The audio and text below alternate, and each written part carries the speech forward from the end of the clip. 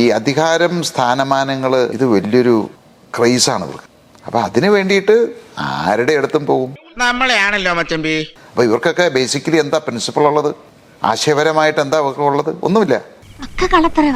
അവരെ സംബന്ധിച്ചുള്ള ഈ ഏത് പാർട്ടി ആയാലും ഇവരെ സംബന്ധിച്ച് ബേസിക്കായിട്ട് അധികാരമാണ്. BJPയുടെ ഏറ്റവും വലിയൊരു ചാവറലായിരുന്നു നമ്മുടെ വാര്യര്. എന്നെ പൊക്കി പറഞ്ഞ് സോപ്പിടാനുള്ള പരിപാടിയാ കള്ളന്മാര്. സന്ദീപ് വാര്യർ അയാളെങ്ങനെ കോൺഗ്രസിൽ പോയി? നമുക്കിട്ടെന്ന് അതുവരെ കോൺഗ്രസിനെയും കമ്മ്യൂണിസ്റ്റിനെയും എല്ലാ ചാനൽ ചർച്ചയിലും ഇരുന്ന് തെറി വിളിച്ചുകൊണ്ടിരുന്ന ഒരാള്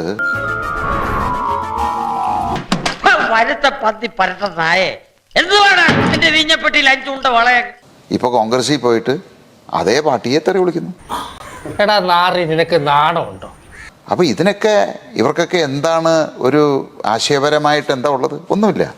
അധികാരം, സീറ്റ്, സ്ഥാനമാനം, ജീവിക്കാനുള്ള ഓരോ തത്രപ്പാടേ. ഇന്റലിജൻസ് രൂപീകരിച്ച് ഇത്ര വർഷമായി BJP മാറിയത് കൊണ്ടാണോ താങ്കൾ ഇങ്ങോട്ട് വരുന്നത്? അല്ല, 12 വർഷമായിട്ട് നമ്മൾ ഈ BJP ചെറുതായിട്ട് കാണാൻ പാടില്ല. 140 കോടി ജനങ്ങള് തെരഞ്ഞെടുത്തൊരു ഗവൺമെന്റ് 12 വർഷമായിട്ട് ഇവിടെ ഭരിക്കുകയാണത്. അവര് ചെറിയ ടീമല്ല, കിടിലൻ ടീമാണ്. ഒരു അഴിമതി ചൂണ്ടിക്കാണിക്കാൻ പറ്റുമോ? നമ്മൾ BJP എന്ന് പറഞ്ഞ് കുറ്റം പറയുന്നു. കുഞ്ഞിലേ ഉള്ള സ്വഭാവം, നല്ല സ്വഭാവം. ഒരു അഴിമതി 12 വർഷമായിട്ട് BJP പാർട്ടിയിൽ നമുക്ക് സംഭവിക്കാൻ പറ്റുമോ? ഒരു അഴിമതി 12 വർഷമായിട്ട് BJP പാർട്ടിയിൽ നമുക്ക് സംഭവിക്കാൻ പറ്റുമോ?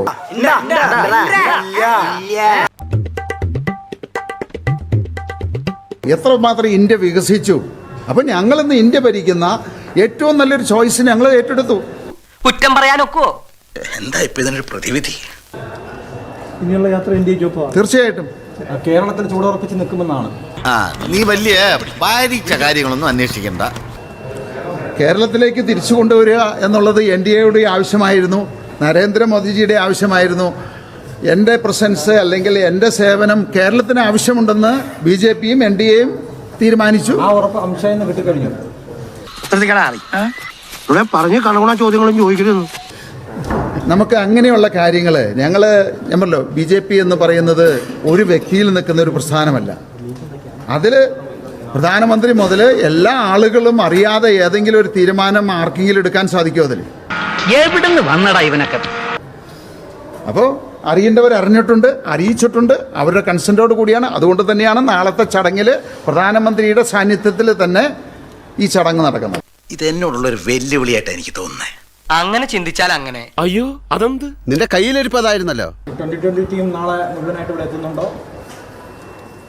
അത് ആവശ്യമുള്ള ആളുകൾ വരും. സന്തോഷമായല്ലോ.